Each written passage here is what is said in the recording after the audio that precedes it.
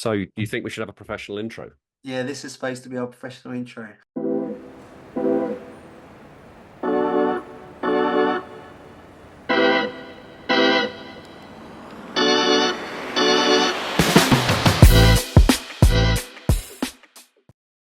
So what I love about this is that this idea of just throwing a word into the mix and seeing what shows up is either going to be a thing of beauty and create the most amazing conversation, or it's going to be a shitstorm of us both moaning, Yeah. which I like. And so I think the word I'm going to throw in today is happiness. Ooh. Oh, happiness. Go on then. What okay, coaching question. When I say happiness, what comes up for you? What do you feel? I just it's hard, isn't it? Like I know I still consider myself young, and I am young. I mean, look at me. If you're watching this I'm blessed with some great genetics, looks wise, in the sense that I look young for my age. But like I don't know. It's one of those things that the more when it comes to happiness, when you pursue happiness, I think you're not happy. So it's kind of like it's been in that moment of just kind of appreciation and of the things that are in your life. Oh God, I'm literally realizing I'm just about to talk about gratitude here, and I fucking hate talking about gratitude because I'm going to be one of those. I'm glad I'm sitting down for this. But it is the stuff in my life. Does it generally bring me some, let's say, more warm, positive feelings and emotions? And like we touched on earlier about authenticity when in the previous episode, and we spoke about values, it's like, do I generally feel like, am I spending time doing things with people I want to do those things with? And essentially that is really what makes me happy.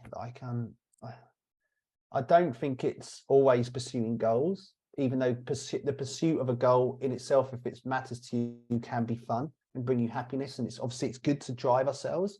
But I think too much emphasis is on being goal-centered and always having goals and always trying to be better. I think that in itself is telling you that you're not happy with who you are if you go too far into it. But yeah, happiness it's such a vague thing, and it's going to be different for everyone. But I think that's probably a good thing, isn't it? Because aren't we told what we should be happy about? Isn't that what a lot of social media well-being gurus say? You should be happy. I mean, how many people sit on their high horse and tell you that?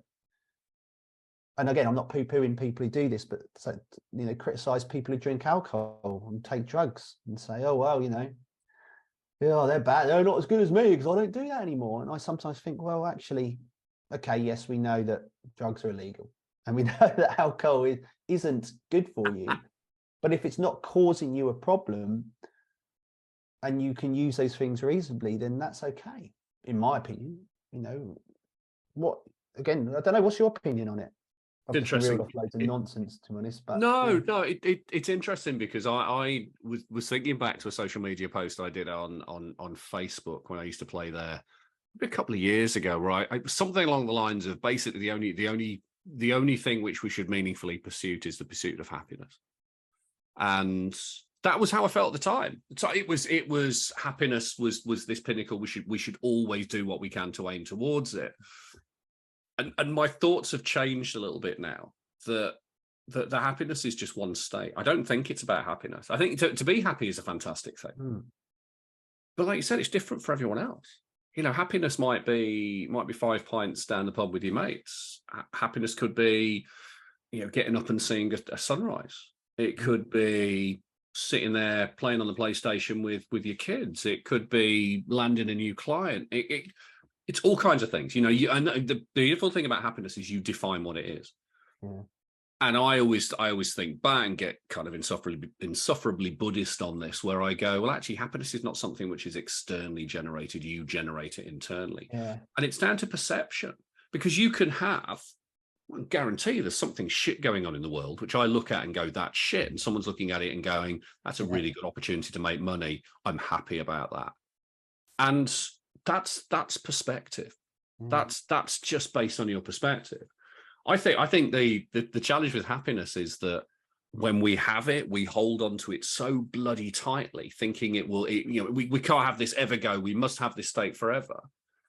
But it goes like any emotion. And then when we get to the other side of things with sadness, we sit in it thinking it will never end, and we try and push it away and we fight it. And actually accepting that the emotion you've got at the moment is there and it will pass. Sadness will pass, loss will pass, grief will pass, but also happiness doesn't last forever. So actually, if you're in a happy state, bloody enjoy it now. Yeah. Make the most of it. But chasing happiness doesn't always end up successful.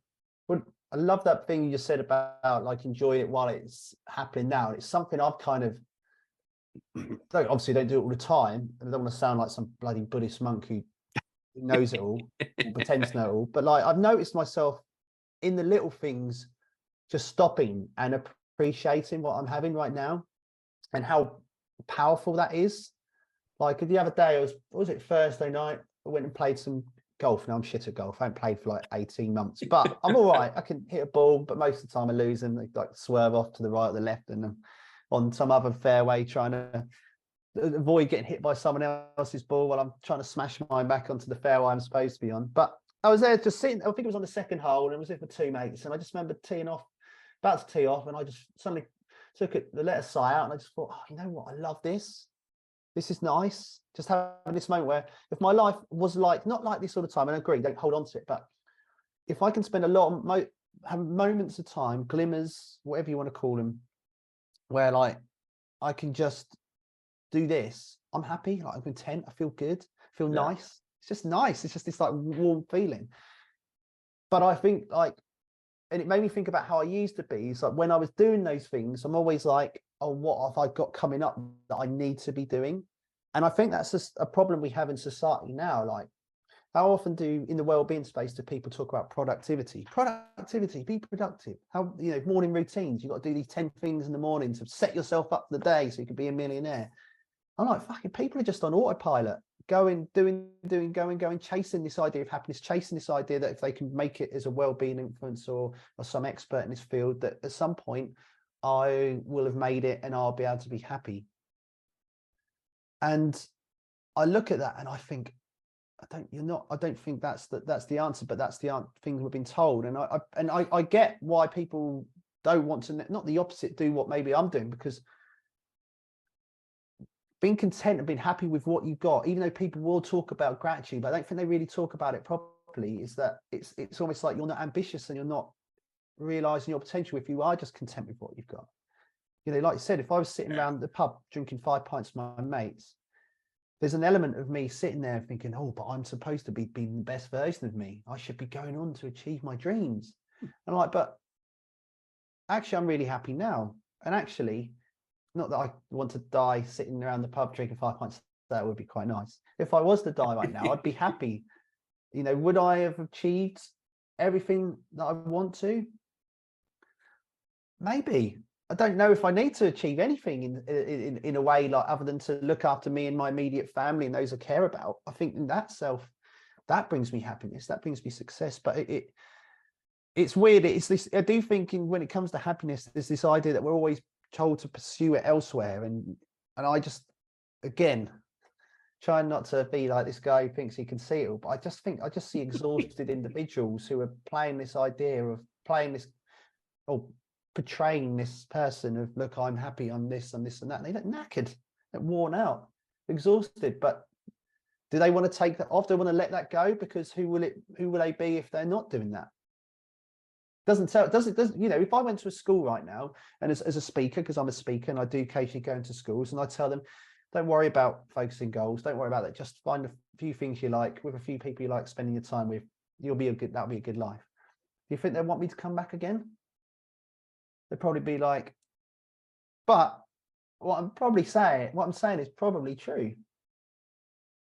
Well, it's a simple approach to life, isn't it? It's not making it complex. Yeah. And that bit about that external vision of happiness. You go on social media, I feel sorry for the kids and the youngsters the young adults who've been brought up on social media. I mean, I remember a time, when I were a lad, we didn't have phones which connected to internet. It was a very different world. And that's not to say that we didn't have sadness and we looked for happiness. Maybe happiness was getting that mongoose, BMX and whatever it was. But there's so many references out there in the world for what success is. Yeah. And I think sometimes people will confuse success and happiness together. Because I know plenty of people who are massively successful, who tick all the metrics for having a successful life and are fucking unhappy. Yeah. And money makes things a lot easier for sure, but because I don't have to worry about too much stuff in the same way, but it doesn't make people happy. But that external drive of this is what success is like, this is what happiness is like, this is what you need in order to be happy. That leaves people feeling a total lack in where they are. Yeah. Whereas actually, there's a great story. Guy wrote Catch-22, Joseph Heller. I don't know how true this story is, but I like it as a story. Goes along to a party at a house from an author. No, sorry, not an author. He's an author. Goes along to the party at this house for this businessman, and Joseph has been shown around by the businessman's aide, and he's going, look at this, we've got this beautiful lake out here, and we've got this helicopter pad over here, and there's where he keeps his 27 Ferraris and all of this stuff. And he said, did you know, he said, that my boss made more money yesterday than you did from the entire sales of your book, Catch-22? And Joseph Helicon looks and goes, that's really interesting. That's really, really interesting. He said, but I've got something, he said, which your boss hasn't got. And the aide's kind of like, what's this? Really, really interested. He went, enough. Yeah. And while that story may be true, it may not be true, I like it. I like it as a story because it reminds me that actually you can find happiness if you want to find happiness in the simplest things. It doesn't have to be, a gold-plated Ferrari. And it doesn't have to be, a beautiful house in wherever you want it to be. It can be being on the golf course, that moment where you're stood there just getting yourself ready to take a shot, and you're with your mates and you're having some banter and some fun, and you go into the pub afterwards, you're going to have a couple of beers in the 19th hole, and maybe the wind drops a little bit and you notice some birds going. It doesn't matter, I get absolutely massive joy from sunrises. Doesn't mean that that's for everyone else, but we look for a almost like a complex solution and complex situation to our happiness, and actually happiness is much simpler.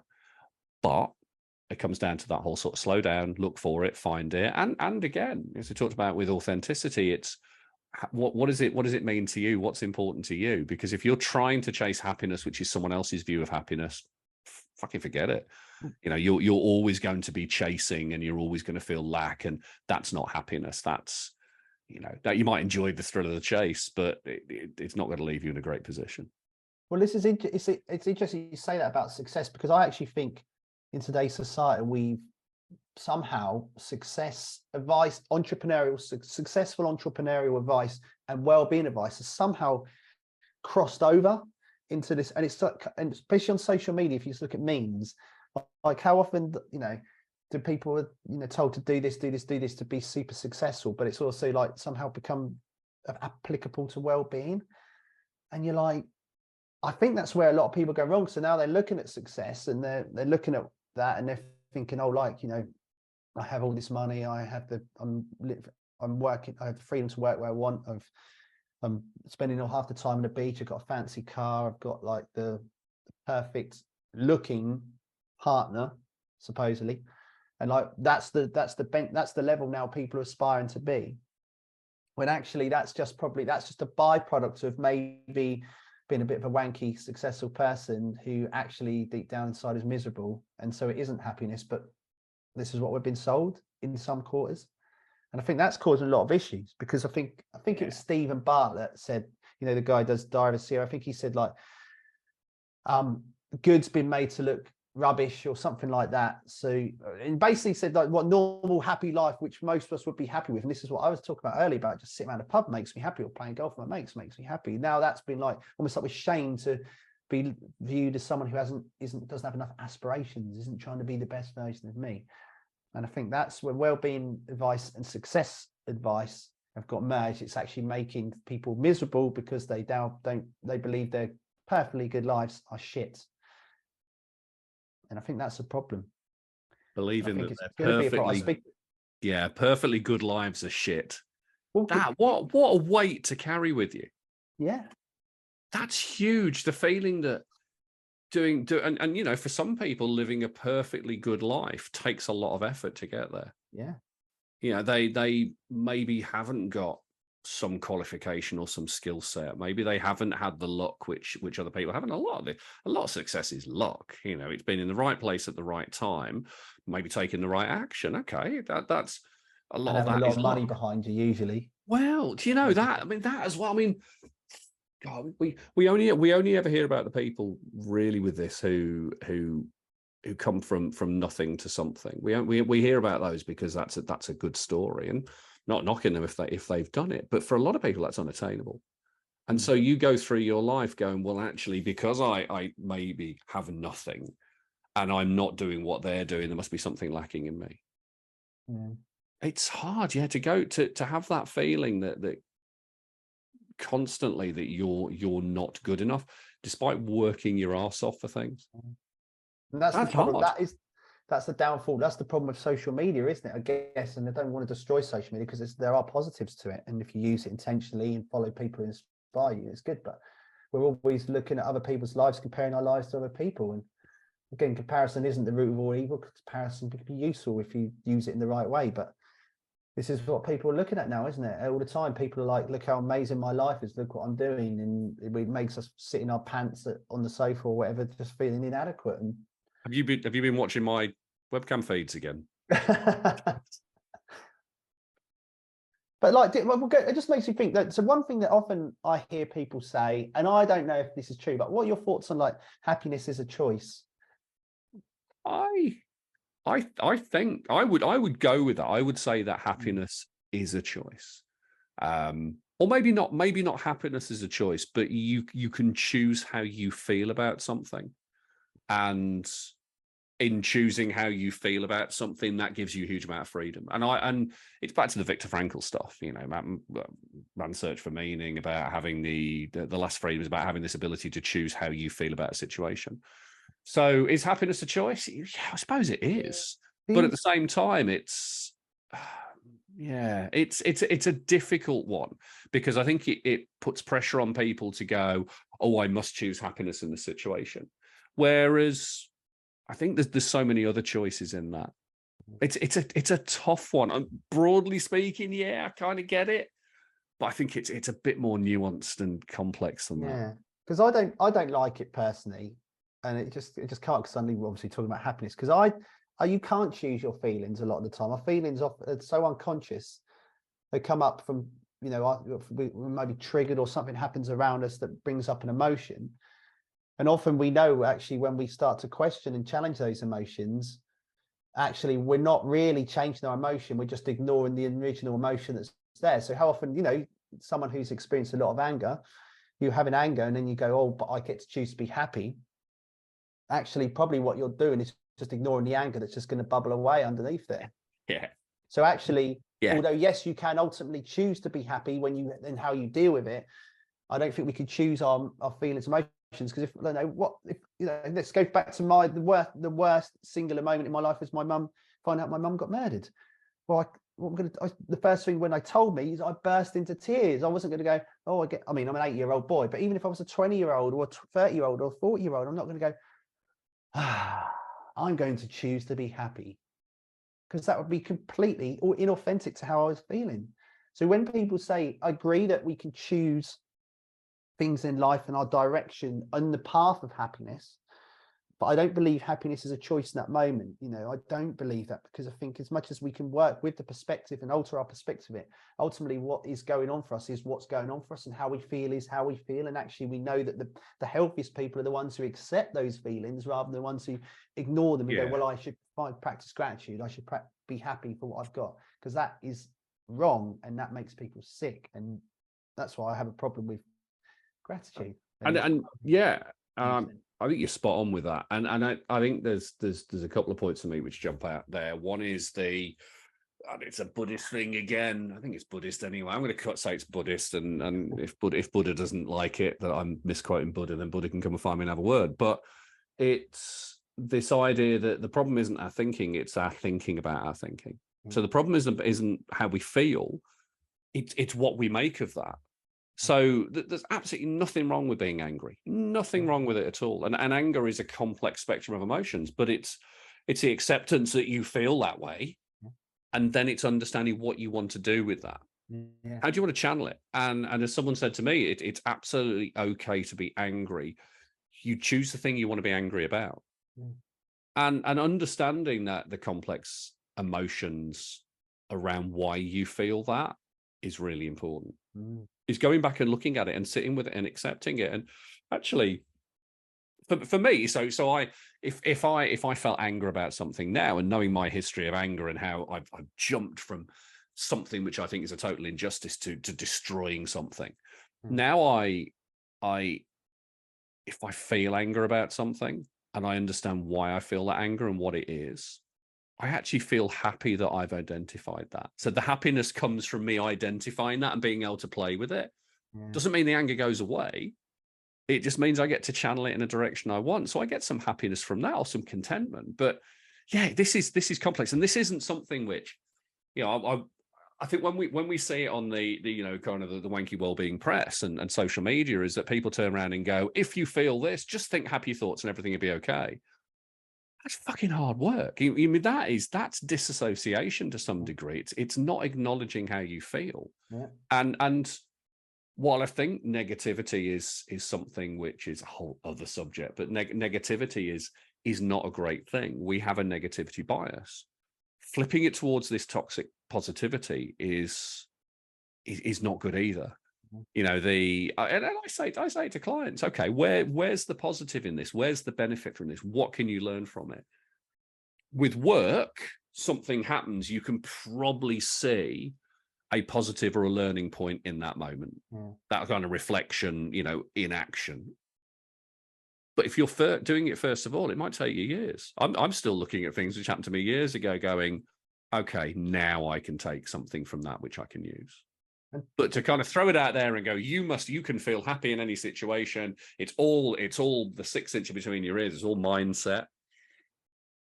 Because then people go, but I'm trying that and it's not working. I must be shit. Well, our mind lies to us, but our bodies doesn't. And I think that's with the emotions, our physiology is usually telling us something. Doesn't mean it's right, because it's our interpretation of what that's coming across. But our minds can quite easily lie to us. And actually, when you're talking about positive, sometimes the positive thing is to acknowledge that things are shit. Yeah. And then, because when you acknowledge it, rather than deluding yourself that things are okay, you have the power to make changes about it. Like, this is one thing about happiness. It's like we pretend we're happy, but we can lie. How often are people in toxic relationships and picking out the tiny little bits of moments where things are good and saying, yeah, I'm happy, but deep down they're absolutely miserable. There's people who are staying in careers, that, okay, we can't always be in the perfect career, but like lying to themselves so they're happy because of this and that, but really deep down they're not. And actually, I'd say a lot of the work I've done in my career is with people who have literally lied to themselves and got to the point where they've just become really miserable, and either like they're stressed, so they've developed become symptoms of mania, or they're just depression, psychotic depression, anxiety, OCD, things like that.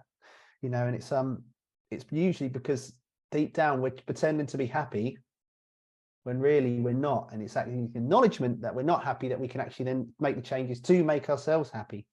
Would you say that in that place people are being inauthentic? And probably should check out our other podcast episodes. So, but that's not to beat ourselves up. We shouldn't take it. This is how we're taught. We're told to just get on with things. Society wants us to play the good member of society and act like we're okay and just participate and be a robot and vote for conservatives who are wankers and all these sort of people, or Keir Starmer, who's also a wanker, and he's just like they just want you to be good because. And this is what going into mental health and illness, like they want you to the problem to be with you. And this is what the problem with psychiatrists. It's you're the problem. You've got an illness, you're sick. When actually it's society, and we're told that we're not. No one wants to be comfortable with the things that are shit. We don't want to sit there. They're not going to get the Tories go, you know what? Actually, it's really shit that we are neglecting you know, those on low incomes, who those on benefits. We're not, you know, it's really shit that the people using food banks has gone up. It's really shit that people can't afford housing. They just ignore it. They just tell people to be more resilient and get on with it. No one wants to, you know, they want just people to just get on with it and act like it's normal. It's just not normal.